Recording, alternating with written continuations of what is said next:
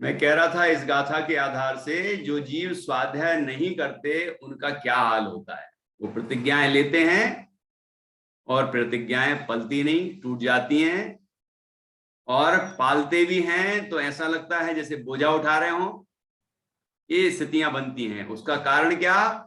स्वाध्याय की, या तो स्वाध्याय का अभाव है या स्वाध्याय की कमी है।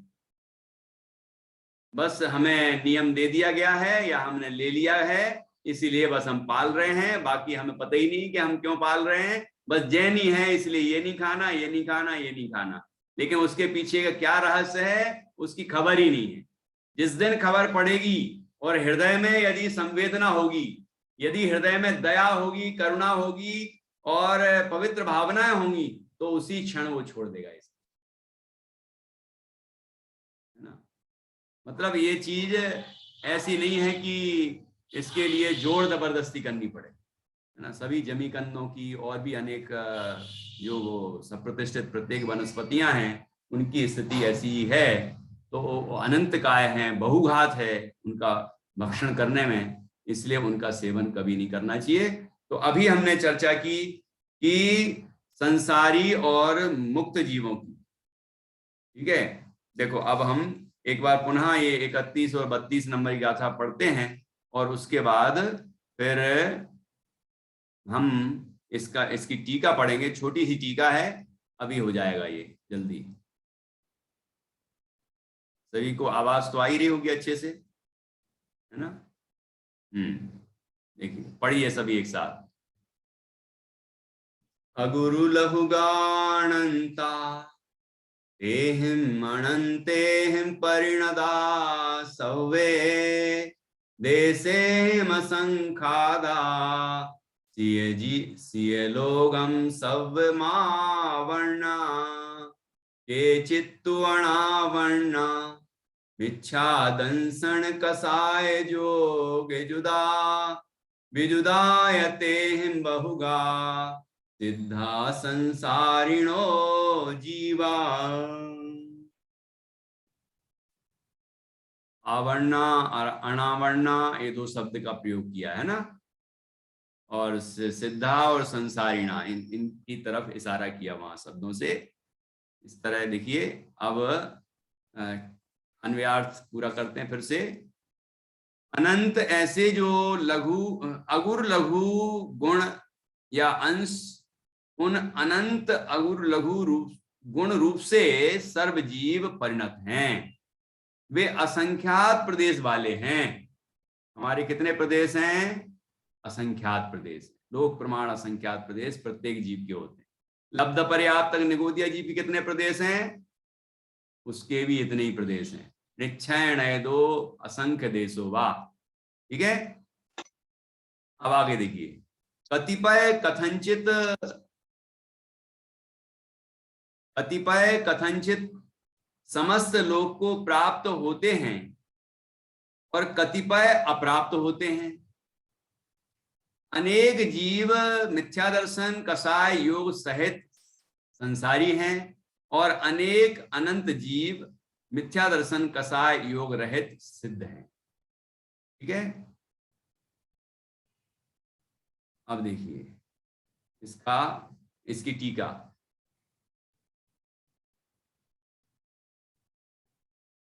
यहां जीवों का स्वाभाविक प्रमाण तथा उनका मुक्त और अमुक्त ऐसा विभाग कहा है। जीव वास्तव में अविभागी एक द्रव्य पने के कारण लोक प्रमाण एक प्रदेश वाले हैं। लोक प्रमाण एक प्रदेश वाले हैं। क्या तात्पर्य हुआ?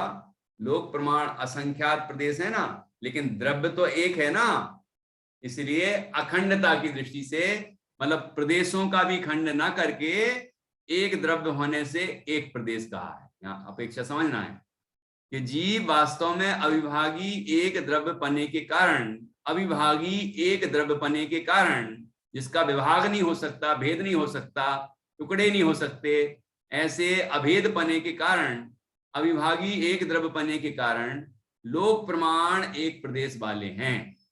ठीक है, लोक प्रमाण असंख्यात प्रदेशी एक द्रव्य होने से एक प्रदेश वाले कहा है। उनके जीवों के अगुर लघु गुण, अगुर लघुत्व नाम का जो स्वरूप प्रतिष्ठत्व के कारणभूत स्वभाव, उसका अविभाग परिच्छेद प्रति समय होने वाली सटिस्थान पतित वृद्धि हानि वाले अनंत हैं। क्या अर्थ हुआ कि अगुर लघु गुण, उनके अगुर लघु गुण, अगुर लघुत्व नाम का जो, अगुर लघु गुण की व्याख्या कर रहे हैं, अगुर लघुत्व नाम का जो जो जो छोटा नहीं होता, बड़ा भी नहीं होता, अविभागी अंश रहता है ना, ऐसा नाम का जो स्वरूप प्रतिष्ठत्व के कारणभूत, मतलब जीव के प्रत्येक वस्तु के स्वरूप की प्रतिष्ठा इसके कारण है, अगुर लघुत्व स्वभाव के कारण। तो अगुर लघुत्व नाम का जो स्वरूप प्रतिष्ठत्व के कारणभूत स्वभाव, उसका, उस अगुर लघु गुण का अविभाग परिच्छेद प्रति समय होने वाली, अविभाग परिच्छेद मतलब उसका जो अविभाग अंश है, अगुर लघुत्व गुण के कारण प्रत्येक द्रव्य की प्रत्येक पर्याय में जो शक्ति प्रकट होती है, उसका एक अविभागी अंश होता है, उसको अविभागी प्रतिच्छेद कहते हैं। अविभाग परिच्छेद प्रति समय होने वाली सट स्थान पतित वृद्धि हानि वाले अनंत हैं, कि उसमें प्रत्येक पर्याय में सट स्थान पतित, वृद्धि और हानि, ये दोनों होती है। पर्याय ऐसी उत्पन्न होती है और विनष्ट हो जाती है। तो इस तरह से जब वह ऊर्ध होती है, उत्पन्न होती है, तो उस वृद्धि, और जब विलीन होती है तो हानि, ऐसी सट स्थान पतित, वृद्धि, हानि वाले अनंत हैं। ऐसे अनंत अविभागी प्रतिच्छेद प्रत्येक पर्याय में होते हैं। तो प्रत्येक द्रव्य में कितने हो गए? वो भी अनंत हो गए। ऐसे अविभागी प्रतिच्छेद होते हैं अगुर लघुत्व गुण के कारण। ठीक है, और उनके अर्थात जीवों के प्रदेश जो कि अविभाग परमाणु जितने माप वाले सूक्ष्म अंश रूप हैं, वे असंख्य हैं। और प्रदेश कितने? ये तो हुई प्रत्येक द्रव्य के अनंत गुणों में एक एक गुण की पर्याय के अविभागी प्रतिच्छेद होते हैं। तो पूरे गुणों की होते हैं, अनंतों गुण के प्रति समय नई नई पर्याय होती हैं और उनके अविभागी प्रतिच्छेद होते हैं। और प्रत्येक पर्याय में ऐसे सट स्थान पतित, हानि, वृद्धि रूप वो अवस्था होती है। ऐसी पर्याय रूप परिणमित होने वाले गुण होते हैं, अनंत गुणों से संपन्न होते हैं प्रत्येक द्रव्य। तो यहाँ जीव द्रव्य भी इसी तरह अनंत गुणों से संपन्न है और वह पर्याय रूप से परिणमित होता है, जो पर्याय सट स्थान पतित, हानि, वृद्धि रूप है। और उनके प्रदेश कितने हैं, मतलब विस्तार कितना है उस जीव का, कि असंख्यात प्रदेश है। ठीक है, एक पुद्गल का जो परमाणु एक प्रदेशी है, उतने उतने एक एक प्रदेश वाले ऐसे असंख्यात प्रदेश होते हैं प्रत्येक जीव के। और वह जीव यदि विस्तार को प्राप्त हो जाए तो पूरे 3 लोक के जितने प्रदेश हैं उतना बड़ा होता है ना, पूरे 3 लोक बराबर होता है। और संकुचित होता जाए तो अभिलब्ध पर्याप्त निगूढ़ जीव तक रहता है, लेकिन वो एक प्रदेशी नहीं होता, असंख्यात प्रदेशी ही रहता है। निश्चय से असंख्यात प्रदेश हैं और प्रकट रूप से भी असंख्यात से कम नहीं हो सकते। अब असंख्यात के असंख्यात भेद हैं, तो वो सबसे छोटा जो असंख्यात का भेद होगा उतना असंख्यात प्रदेश में रहता है, लेकिन असंख्यात प्रदेश में ही रहता है, एक प्रदेश में कभी नहीं रह सकता कोई जीव। ठीक है, कितने ही संकुचित हो जाए। तो इस तरह, और जो संख्या है प्रदेशों की वो तो असंख्यात ही रहती है, जैसे दीपक है, वो यदि एक छोटे से मटके में रख दिया जाए घड़े में, तो उतना सा विस्तार होगा उसके प्रकाश का, लेकिन कमरे में रख दो तो पूरा फैल जाएगा प्रकाश, ठीक है ना।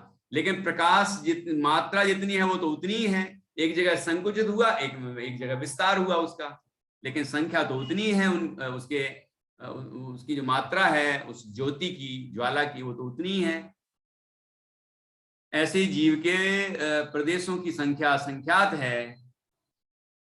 ये प्रदेशों की बात कही, क्षेत्र की बात कही, और ऐसे उन जीवों में कतिपय कथनचित केवल समुद्घात के कारण लोक पूर्ण अवस्था के प्रकार द्वारा समस्त लोक में व्याप्त होते हैं, और कतिपय समस्त लोक में अव्याप्त होते हैं, और उन जीवों में जो अब आगे बताएंगे।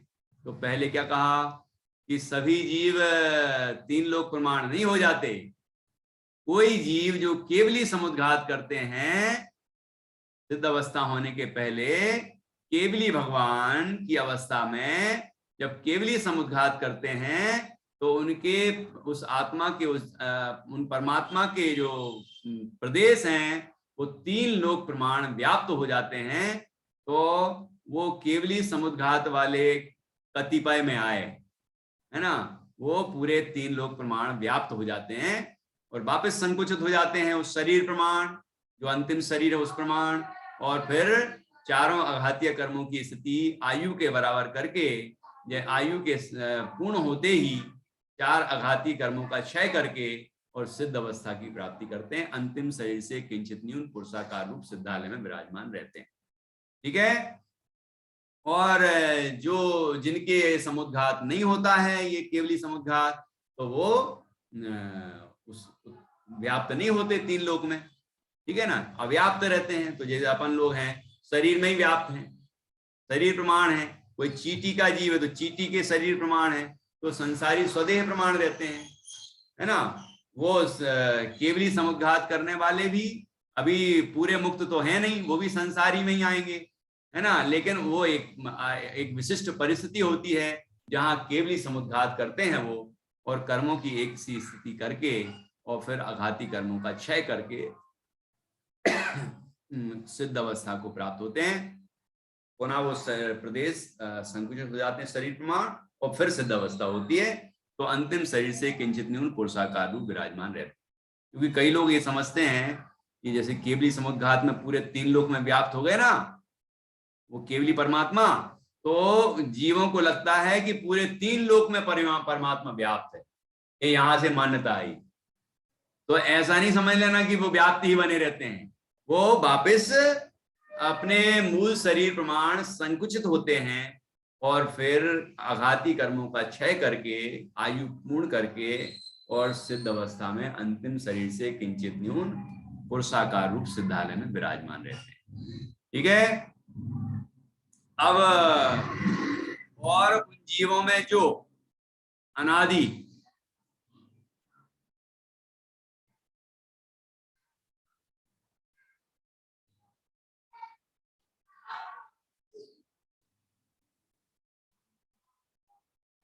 प्रवाह रूप से प्रवर्तमान, अनादि प्रवाह रूप से प्रवर्तमान मिथ्या दर्शन कसाय योग सहित हैं, वे संसारी हैं। जो उनसे विमुक्त हैं मतलब रहित हैं, अर्थात मिथ्या दर्शन कसाय योग से रहित हैं, वे सिद्ध हैं। और वे हर प्रकार के जीव बहुत हैं, अर्थात संसारी तथा सिद्ध जीवों में से हर एक प्रकार के जीव अनंत है।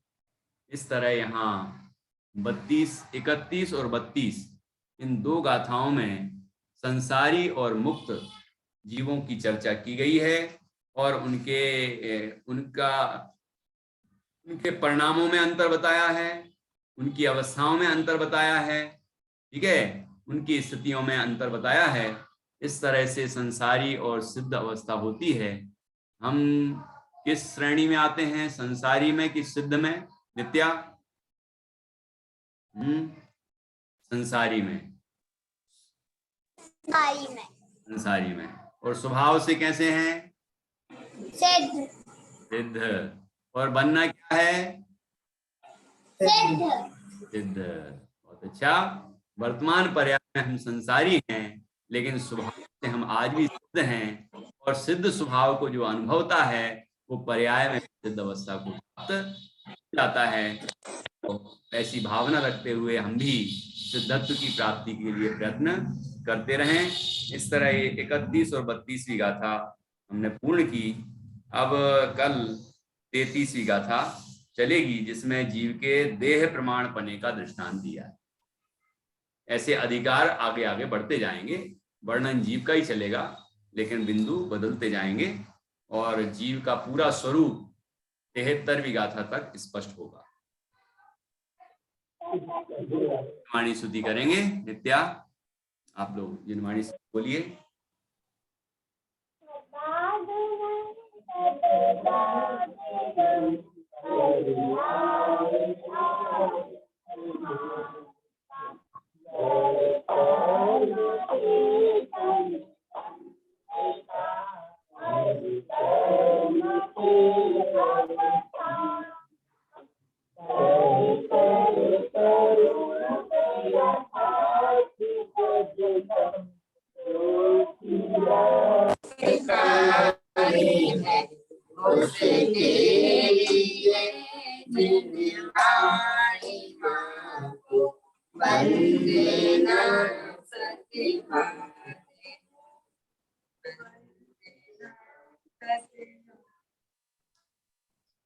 बोल सांग जिनवाणी माता की जय। महान जिन धर्म की जय। सभी 9 बार नमोकार मंत्र के माध्यम से पंच परमेश्वरी का स्मरण।